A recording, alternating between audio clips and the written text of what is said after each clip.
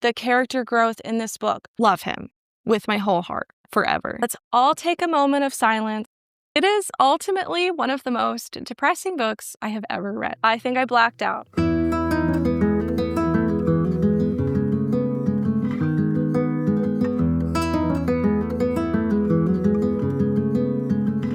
Hi friends, and welcome back to my channel. This is going to be the longest wrap-up I have ever done. So buckle up, go get a drink, go get a snack, get cozy, get a cozy blanket, and get ready to sit down for a while because this month I read 22 books. I cannot believe that I read so many books this month. It is absolutely insane. I do not know what came over me. I simply just had too much time on my hands, apparently, because of all the snow days, because this was unheard of for me. I mean, typically I read 9 to 12 books a month, so I was super shocked that this is what ended up happening. However, just a disclaimer, I did read quite a bit of novellas, a couple middle grades, a couple cozy mysteries, as well as a graphic novel and some shorter books. So it's not as crazy as it sounds, but I do have quite a bit to go over with you. So I hope that you are excited to hear all my reviews. It was a pretty great reading month, and I overall enjoyed most of my books. I only had one DNF, and I will go ahead and get that out of the way because I am so upset about it.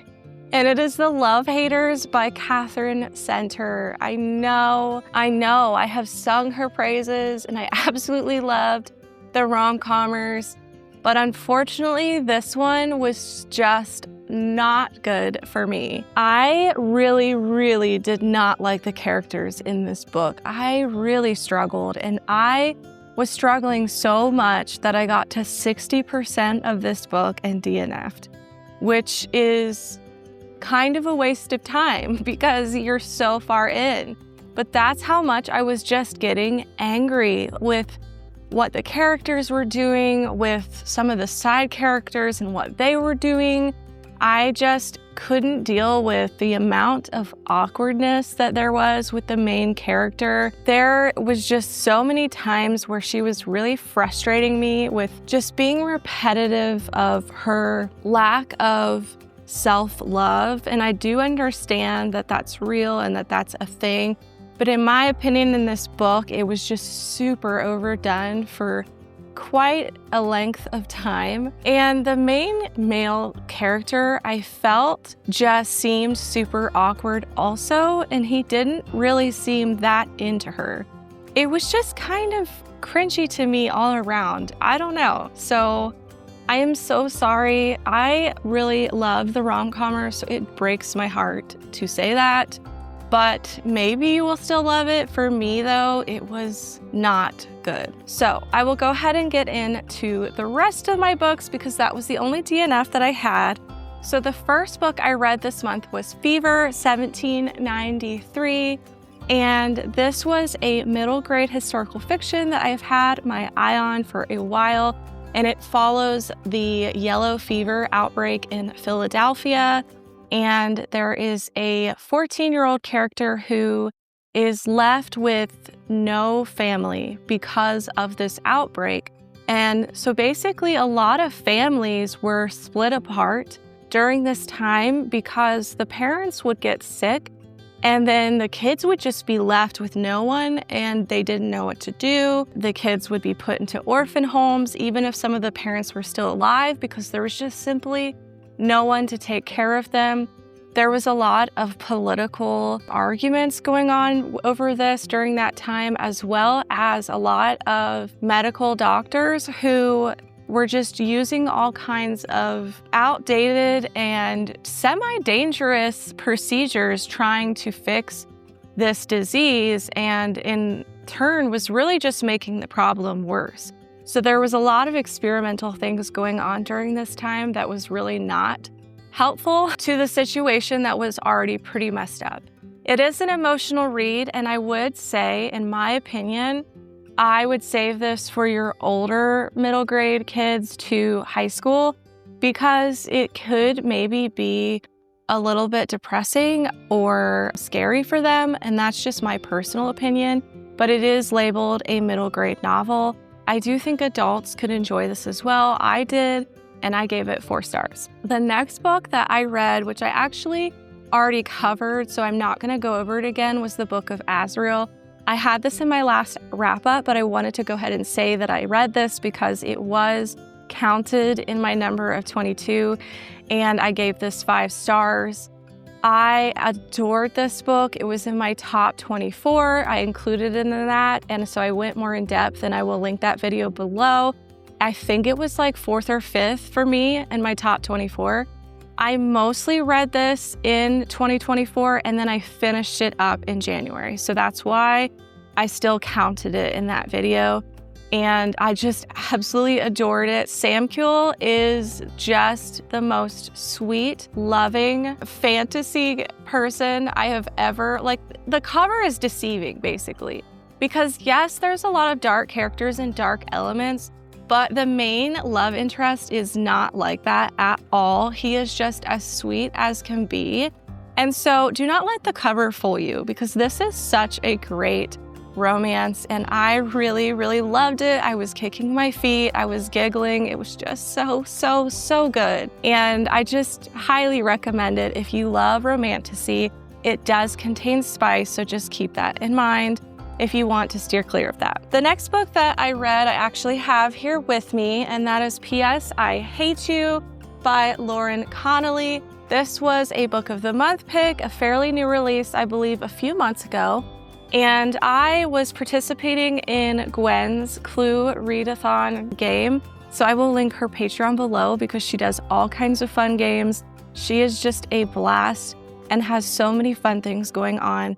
I will actually be on her podcast here this month in about a few weeks, and I will be going over a lot of historical fiction reads. And so I will link that podcast below as well so that you can be on the lookout for that. But she is just so awesome and has a wealth of knowledge on books and has a really great Patreon that she puts so much effort into. So we played Clue this month, and this was one of my reads in the halls, and I liked this book, but I didn't love this book. So I gave this 3.5 stars. I did enjoy this, but I will say that I feel there were some parts in this book that felt a little disjointed to me. There was just like this fun travel aspect to it that I really liked. There was also a lot of deeper themes that were sad because she had lost a family member. So there is lots of grief triggers in this, so just go in there knowing that. But their relationship was just kind of strange to me, and there were some parts where I felt like it just didn't really fit the book. In particular, I think the spice was kind of just weird in this book. So do know that that's in there. I was kind of a little bit annoyed because it really doesn't say that on Book of the Month at all. And I really think Book of the Month needs to put that on there. Sure, I read books with spice in it, but I had told someone that I didn't think this had spice in it because of what Book of the Month said, and it did. So that really annoys me. But I did overall enjoy it. I just don't think that this is the best romance I've ever read. So the next book that I read, which I have since returned to my friend Leah because it was her book, and that was Half a Soul. I adored this book. I cannot even describe to you how much I loved this book. I also included this in my top 24, and I don't know why I did that. I think I just was getting all of my stuff mixed together because I filmed that video in January. So I am so sorry about that, but I did read Half a Soul in January, and I gave it 5 stars. It is such a good historical fiction, Regency, romance, fantasy, a mouthful.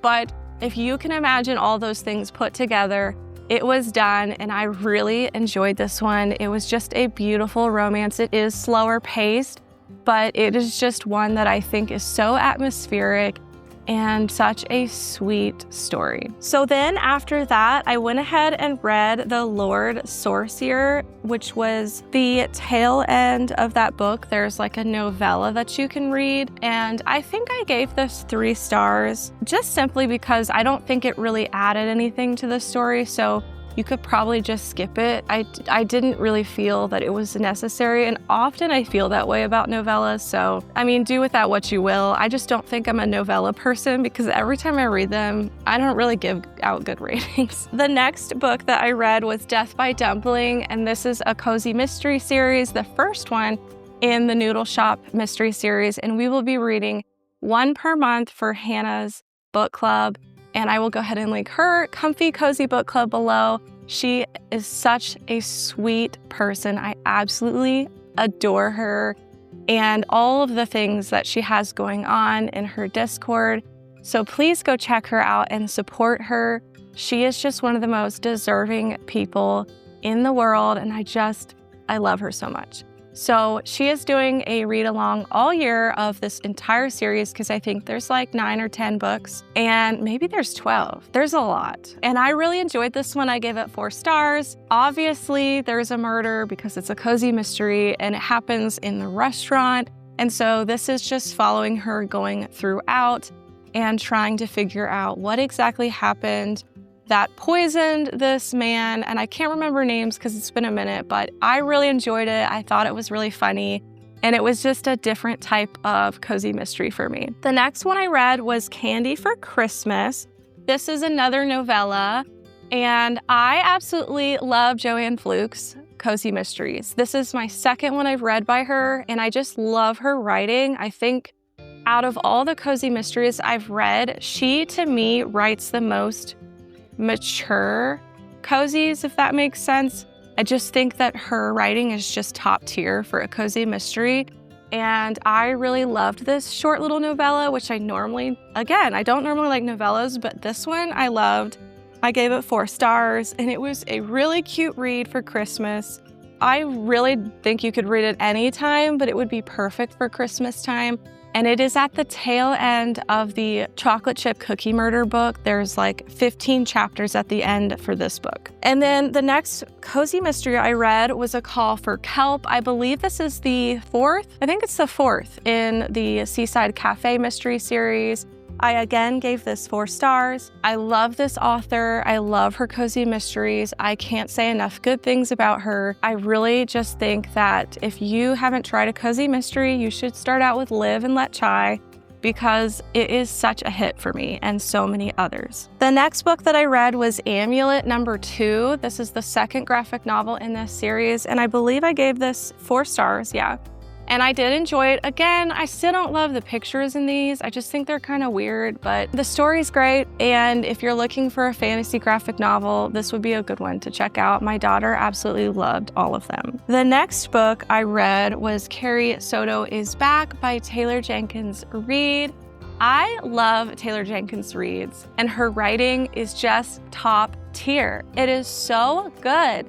I want everyone to try one of her books. I will say this is not my favorite of hers, and it's simply because I'm not a sports person and I don't really care about tennis, but I still gave this 4 stars. So I have to say, for someone who does not care about tennis, does not care about sports, for you to give me a book entirely focused on tennis and for me to give it 4 stars, you better believe that you are a good writer, because I don't even care about tennis, but I really enjoyed this story.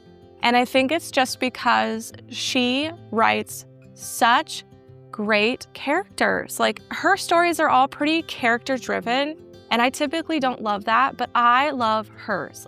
And I love the characters in this story. They had so many different layers to them. Yes, she is arrogant and she's got, a lot of anger issues here and there, but I just loved her and her dad's dynamic. I thought it was such a sweet story, just kind of following the father-daughter bond as they're going through sports. And you know how as a dad, they typically love to just see their kids really excelling in sports, and him being a tennis player himself. It was just so cool to see them work together through all of these different phases in her life as he helped her kind of be molded into who she was. And I really adored it. There's even some Spanish in here as they are Hispanic, and the audio is fantastic. I highly recommend this as audio because there is some news chapters, and I think that they were really great audios. So highly recommend it. Not gonna be my favorite of hers, but even if you don't like tennis, you should still try it because, I don't know, her writing is addictive. I'm gonna read all of her books. The next book I read was When the Moon Hatched. Okay, guys, listen. Let's all take a moment of silence to think about how this book was probably the #1 fantasy novel last year. Okay, and if you haven't watched Katie's video where she puts together all the YouTubers and their favorite books, this was at the top. I think it was number 3 or 4. I don't know why I always seem to be the unpopular opinion, but it is frustrating, okay? I did enjoy this book. I gave it 3.5 stars. It is still a good rating for me.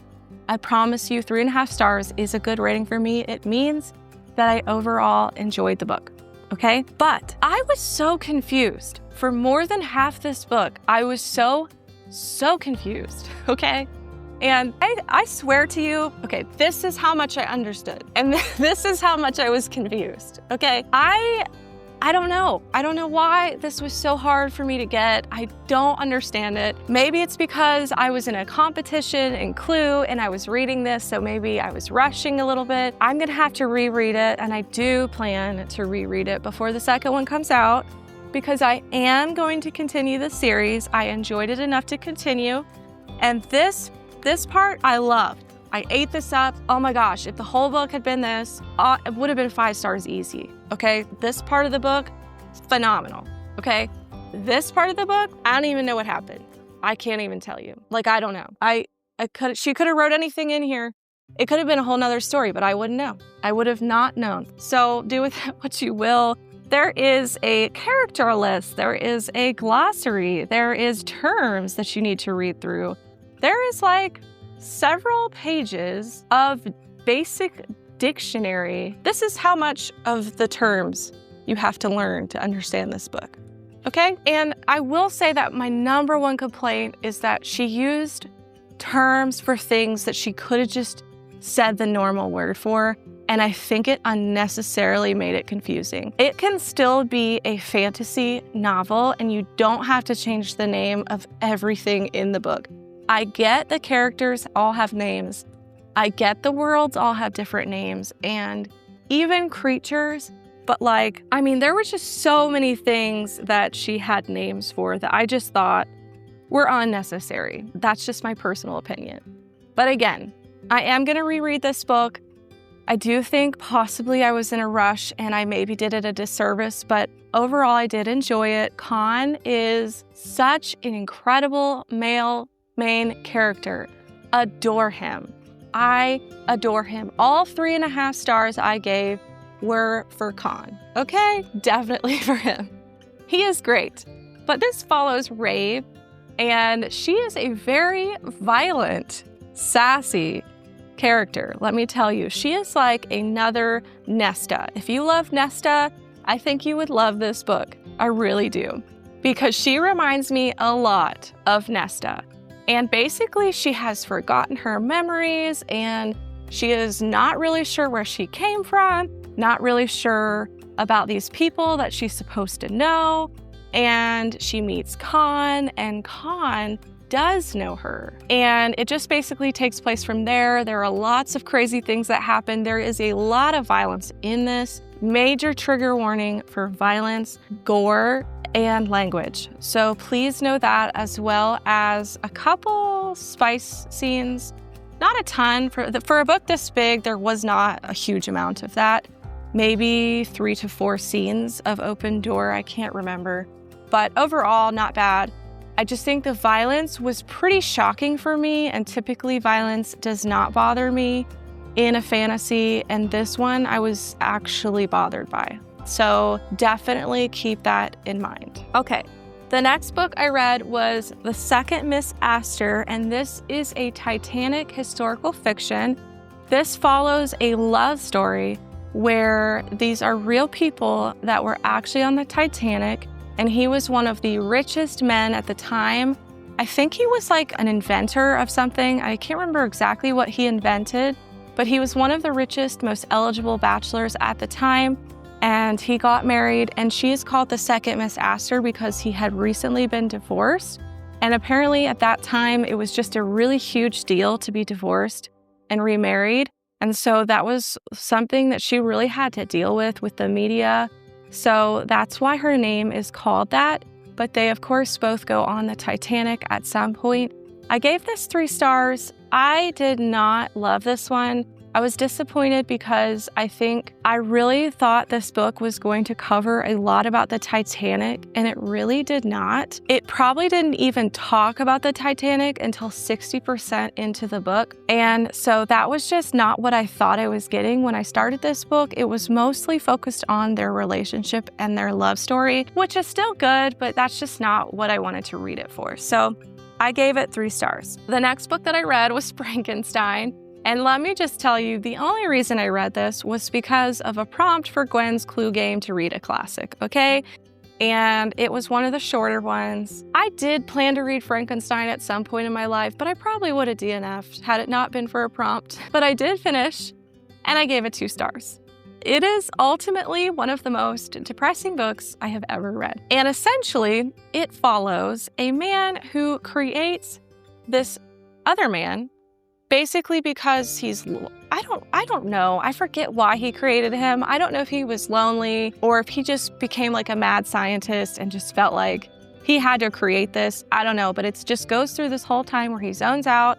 He creates this man, and this man turns out to be extremely violent, and lots of murders happen, and it is very, very depressing. So I think it's supposed to be really symbolic and poetic, but I'll just be honest, those things don't really hit me. Like, they just go over my head. I never catch them. So I don't know. I could have gone the rest of my life without reading that book. The next book that I read was Beg, Borrow, or Steal by Sarah Adams. This is the 3rd book in the Rome, Kentucky series. Loved it. 4 stars. Wasn't my favorite of her series. I do think that it's kind of weird because I'm used to Sarah Adams being closed door. And so it wasn't necessarily the spice scenes, because I could have just skipped over those, but it was the comments that they were making with each other about physical stuff was weird to me coming from Sarah Adams. In other books, maybe it doesn't bother me as much, but I think it was weird for me because that's just not usually the type of writer she is. And I love her books for the simple, fun laughter and just good, cheesy time that she has with her books. I love the sweetness of her books, and I just think those comments kind of took the sweetness out of her book. And so that is the reason I gave it 4 stars. I just think that it didn't belong in the story, and I also didn't absolutely love the main female character in this one. I do think there's going to be a 4th one, and I'm very excited for her story. The next book that I read was Outlander by Diana Gabaldon, and let me tell you, of course I gave this 5 stars. I loved the show, and I wanted to read all of the books. I haven't completely finished the show, so I am going to read the whole series before I end up finishing the show. This is very true to the show. They did a great job. Everything I read in here, I remember seeing in the show, other than like obviously extra details. But this is following Claire, who is in Scotland and then comes upon these rocks where she doesn't realize but hears like a buzzing noise, accidentally travels through time through this rock. And she's not really sure how that happened, ends up in 1743 in Scotland, in the middle of this huge fight scene going on. And she is so confused what's happening. As you can imagine, it is chaos. I adore this story. I adore Jamie with my whole heart. Absolutely love him. Probably one of my top favorite male characters in any book I have ever read, like ever. He is a standout male love interest, like just stand out. Love him with my whole heart forever. And if you watch the show, the person they cast for him is just absolutely perfect. Like, he's all I could see when reading this. Perfect characters that they cast for this whole series. I felt they just did an excellent job. adapting this to a show. So highly recommend it. It is very, very much historical fiction. There are so many clans and names and historical events and battles that happen in this, down to even what physicians used at the time, the way that they treated women at the time, were all very realistic. There is a lot of content in here involving SA, as well as violence, as well as just the treatment and abuse of women is very realistic to the historical time period. So that, I believe, is the reason for it being in here. I don't love those scenes, but I do understand why some of it is in there. There is a scene in the back that is very disturbing that I had to skip through in the show, and I skipped through it in here. So just know going in that it is in there. It's a very in-depth, long SA scene. And know that as far as the show goes, there really wasn't any more like that, except for some more smaller scenes. So this, I feel like, has the most jarring content out of all of them. If you can get past that, it shouldn't bother you the rest of the series. Just go in knowing that there is quite a few triggers in here, language and stuff. So, but an excellent, excellent, excellent historical fiction romance, excellent book. She really did a great job doing her research. The next book is Fourth Wing and Iron Flame. I'm not gonna talk about these because you already know, and I reread these. I had such a blast rereading. I don't ever do that, and I'm gonna do it more because this was so much fun. I binged these in like 4 to 5 days, both of them together. Had a great time. Violet and Xaden forever, love it. Tarnin and Darda forever, love it. I'm obsessed with dragons. I got my new Basgoth War College shirt, and I'm loving it. I'm loving my Fourth Wing life. So next comes the long-awaited third book release of Onyx Storm. I adored this book from beginning to end. First of all, look at that. Beautiful. From beginning to end, loved it. Ate it up. Just, if I could just say how much I love this book and really describe it in the way I want to, but I can't. There's just no words. I adored this book. I gave it 5 stars.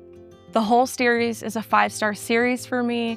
In fact, I love this series so much, I've actually decided to go back and raise my Iron Flame rating to a 4.5. I previously had given it a 4. And I think upon my reread, I've really thought about it, and I feel like the 0.5 is really just for Violet's character really frustrating me in Iron Flame. But I just think that I really had to put myself in her shoes and how would I feel in that situation. And I think that it helps me just kind of understand her a little bit more. So I'm raising that to a 4.5. Overall, 5-star series, hands down. Fourth Wing will always be my favorite, but this is my second favorite. But if you asked me what would be my favorite books for Violet and Xaden as characters, this one hands down. Hands down. The character growth in this book for Violet, Xaden, and Riddick, and Dane. Hands down. Best character growth I've ever seen. They were so good in this book. Their characters were just phenomenal. The way, just chef's kiss. The maturity, the humor in this book, the romance, just everything was top tier for me. The adventures, I loved when they went to different islands. Like, that was my favorite part of the book. Oh my gosh, I just ate it up. I ate it up. I also am utterly destroyed by it. So as you can imagine, I'm very, very upset that I have to wait like 2 to 3 years for book number 4. But we're not going to talk about it. We're just going to move on. Okay, the next book that I read was Peter Pan. I'm sorry, I have something in my eye and it's really driving me nuts. Hold, please. Okay. The next book I read was Peter Pan. I gave this 3 stars. It's a cute classic. I don't think this is a kid's book. It advertises as a kid's classic. I don't think a kid should read it. I think it's too dark. It was okay. I would rather just watch the movie. It wasn't really that outstanding or memorable, in my opinion. The next book I read was Fracture Me, and this is a novella after Unravel Me, I believe, was the second book. 2 stars. Every novella I read in this series, I just don't care about. I don't think going farther, I don't think I'm going to read any more of the novellas. It was following, what's his name? Is it Aaron? I can't remember the guy's name, but it follows his perspective. I'll put his name here. The next book I read was an ARC that just came out this month, which was Rebel Witch, the long-awaited sequel to Heartless Hunter. I gave this 4 stars. I loved it. I read this right after Onyx Storm, and I really enjoyed myself. I only docked a star because I do think that she rushed the ending.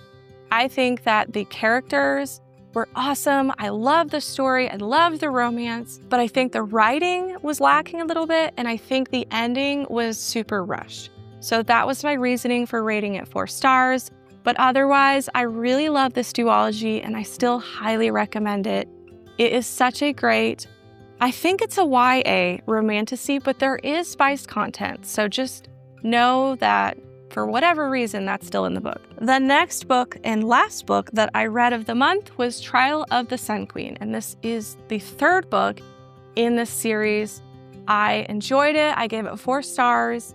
I think if I were to rank them, the first book would be my favorite, then Trial of the Sun Queen, and then the second book, The Aurora King. I just thought there was some slow parts in this book that I didn't love. I was kind of being pulled out of the story, but then the ending was phenomenal, and I loved it. So there's also some spice scenes in this that are really awful. There's just some content I didn't love. And so just know that this series has some ultra cringy moments that I wish were just not in the book at all. Okay, so that wraps up my very, very long January list of books that I read that I know all of you have been waiting on because everyone has been commenting on how many books I read in January. Guys, I don't know how I did it. I think I blacked out. I don't know. I definitely blacked out after this. Definitely blacked out after that book. But I hope you guys enjoyed this wrap-up. I promise you not all my wrap-ups will be this long. In fact, I'm thinking about switching it up in the month of February. I'm really considering a different tactic for going over wrap-ups. So stay tuned for that. I will never read 22 books again, but who knows? Maybe this is the new me. We'll see. But I would love for you to write in the comments below your favorite book that you read in January and why. And until next time, friends, remember to read what inspires you. Bye.